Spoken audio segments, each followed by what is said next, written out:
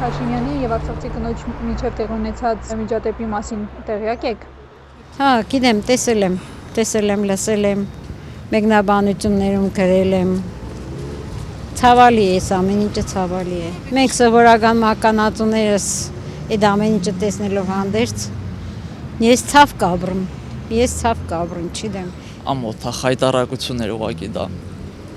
Փոքր երեխայի ներկայությամբ մոր հետ տենց խոսելը ուղղակի մեծագույն խայտարակություն է։ Փաշինյանը իմ համար տղամարդկային որևիցե հատկություն չունի։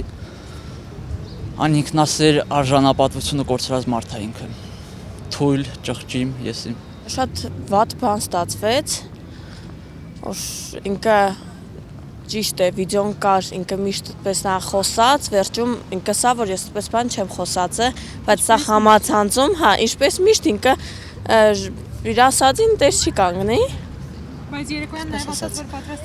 պատրաստ է ներողություն խնդրել, բայց դա որ քանի ժամ առաջ ինքը ասաց, որ այդպես բան չի խոսած է вообще։ Ձեր կարծիքով արցախցիները փախել են։ Արցախցիները չեն։ Մեզանից յուրաքանչյուրը նման իրավիճակում։ Յուրաքանչյուրն այդ իրավիճակում չէր կարող այդտեղ մնալ։ Սա բոլորն է պետք է դուրս գային այդտեղից։ Իմաստ չկար այդտեղ մնալու, իրանք չեն փախել, ամեն ինչով իրանք պայքարեցին, բայց անիմաստ էր։ Մեր այդքան զինվորներին է պայքարեցին, բայց վերջում Արցախը ստորագրեց ինքը տվեց։ Սխալ կսեն։ Լավ, եթե նույն բանը եղներ ստեղ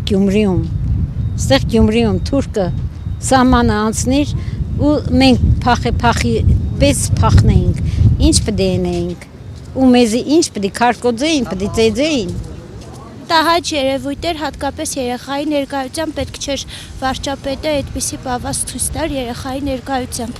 Պետք է իրեն մի քիչ որպես ղեկավար կոռեկտ պահեր։ Ճիշտ չէ։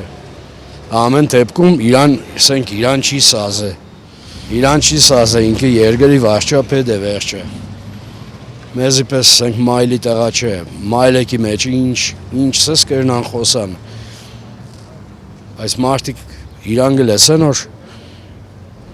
ինքը պետք է ժողովրդին օրինակ ծառայի, հետո ոբշեմ չգիտեմ ինչ սեմ։